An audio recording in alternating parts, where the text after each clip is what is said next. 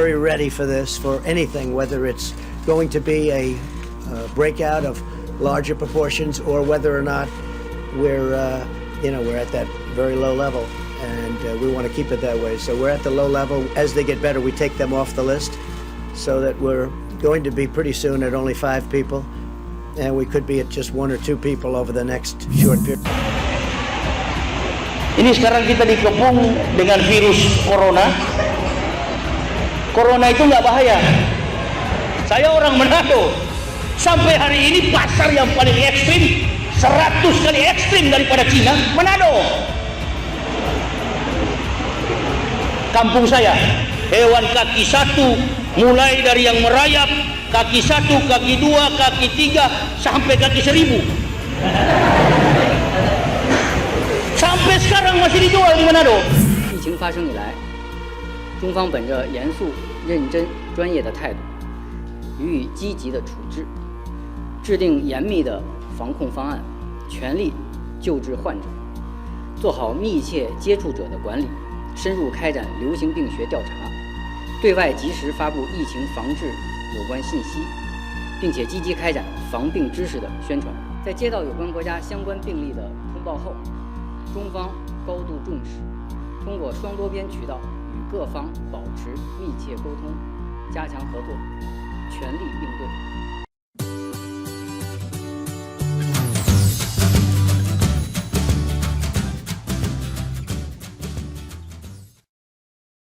Hadapi virus corona, Anies Baswedan kutip hadis Nabi Muhammad. Gubernur DKI Jakarta Anies Baswedan menghimbau jamaah salat Jumat di wilayah DKI Jakarta untuk meningkatkan kewaspadaan terhadap virus corona. Anies lantas mengutip hadis Nabi Muhammad SAW dan ucapan salah satu sahabat Nabi yaitu Umar bin Khattab. Jika kalian berada di suatu tempat yang terserang wabah, maka janganlah kalian keluar darinya. Jika kalian mendengar wabah di suatu tempat, maka janganlah kalian mendatanginya. Demikian dikatakan Anies pada Jumat 13 Maret. Umar bin Khattab pernah berkata, menghindari suatu wabah bukanlah lari dari takdir Allah, tapi berpindah dari takdir Allah yang satu ke takdir yang lain. Anies menegaskan bahwa jangan pernah menganggap enteng virus corona. Ia mengingatkan jamaah sholat Jumat untuk membawa sajadah masing-masing saat melaksanakan sholat Jumat. Selain itu, Anies juga mengingatkan untuk pengurus masjid menyelipkan pesan kewaspadaan COVID-19 dan meminta pengurus masjid menyediakan sabun di area wudhu serta meningkatkan kebersihan masjid.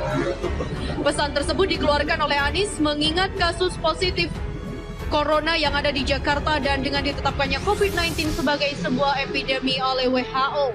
Saat sholat berjamaah, yaitu sholat Jumat dan ibadah sholat jamaah lainnya, bawalah sejadah sendiri dan sapu tangan untuk alas sujud. Cuci tangan dengan sabun sebelum dan juga sesudah sholat Jumat. Demikian dikatakan Anies sebagai himbauan kepada masyarakat.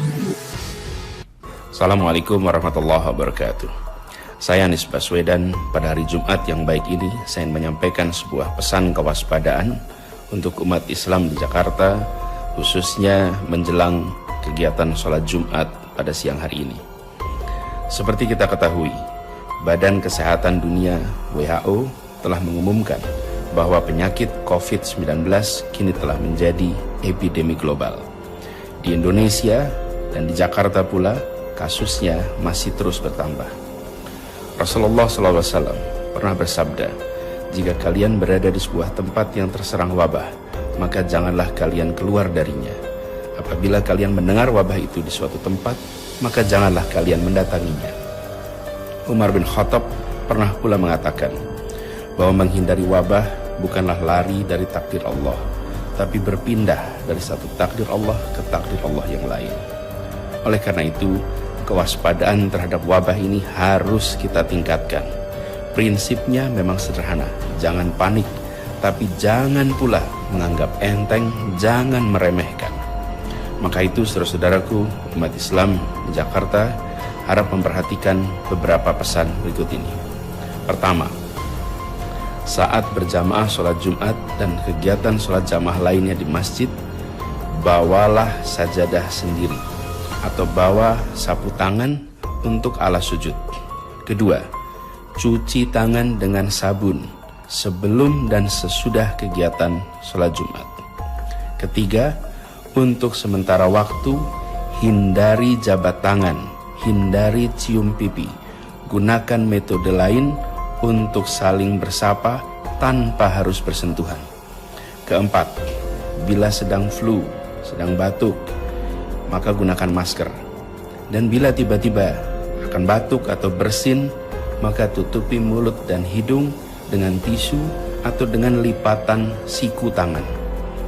Dan kepada para pengurus masjid, saya berpesan, pertama, pada saat pengumuman selalu selipkan pesan kewaspadaan tentang wabah ini kepada seluruh jamaah.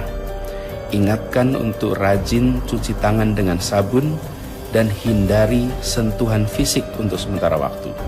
Yang kedua, bantu jamaah dengan menyediakan sabun di area-area wudhu. Yang ketiga, saya berpesan untuk mengingatkan agar proses pembersihan masjid ditingkatkan dan ditingkatkan. Ini amat penting sekali. Mari kita sama-sama meningkatkan kewaspadaan sebagai wujud tanggung jawab kita atas keselamatan seluruh warga Jakarta. Mari kita tingkatkan doa dan tawakal kepada Allah. Semoga kota kita terhindar dari cobaan wabah ini. Terima kasih. Assalamualaikum warahmatullahi wabarakatuh. LIPI mengatakan, corona berpotensi menular dari benda mati. Virus corona diklaim mampu bertahan hidup selama 9 hari di benda mati. Virus COVID-19 dinilai memiliki kemampuan hidup yang sama seperti corona SARS, Severe Acute Respiratory Syndrome, dan MERS, Middle East Respiratory Syndrome. Peneliti bidang mikrobiologi Lembaga Ilmu Pengetahuan Indonesia atau LIPI, Sugiono Saputra menyampaikan belum ada penelitian tentang kemampuan bertahan virus COVID-19 jika menempel di benda mati. Sejauh ini, dia berkata baru ada penelitian tentang lama hidup virus SARS dan MERS yang menempel di benda mati. Memang dari penelitian tersebut hasilnya bervariasi bisa bertahan 2 hingga 9 hari. Demikian dikatakan Sugiono kepada cnnindonesia.com. Pernyataan LIPI ini sekaligus mematahkan anggapan yang mengatakan virus corona tidak bisa tertular atau tertahan lama di benda mati. Sugiono menuturkan, daya tahan hidup virus sejatinya bukan berdasarkan jenis bendanya. Dalam penelitian tentang SARS dan MERS, ketahanan hidup virus tergantung jenis jumlah, suhu, dan juga kelembapan. Lebih lanjut, Sugiono menyampaikan virus tidak akan bertahan lama jika berada di suhu yang tinggi, yakni di atas 30 derajat Celcius. Sebaliknya, virus bisa bertahan lama jika suhu semakin lembab.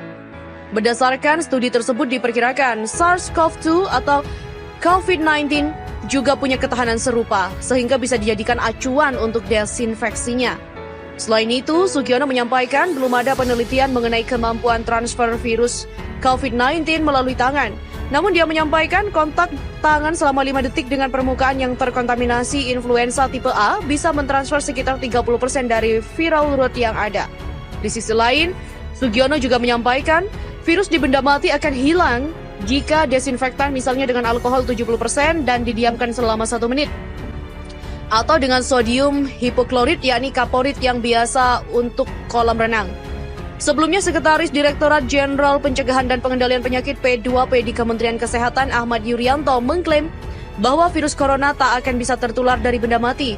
Menurut Ahmad, yang sudah resmi ditunjuk Presiden Joko Widodo menjadi juru bicara istana untuk kasus corona itu mengatakan, virus COVID-19 tidak akan bisa hidup sendiri, ia membutuhkan inang dan hanya bisa hidup hanya sel yang hidup.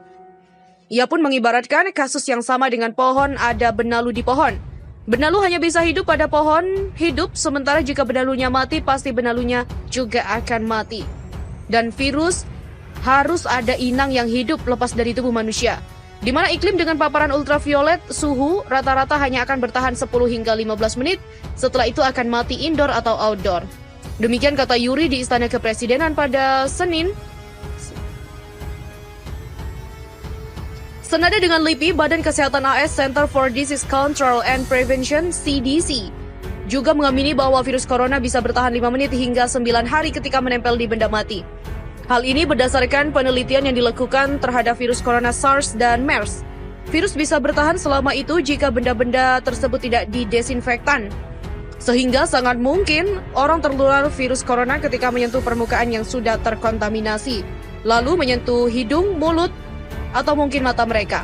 Hal ini diungkapkan terkait dengan kekhawatiran yang muncul di Cina terkait beberapa lama virus corona atau COVID-19 bisa bertahan hidup ketika menempel di benda mati.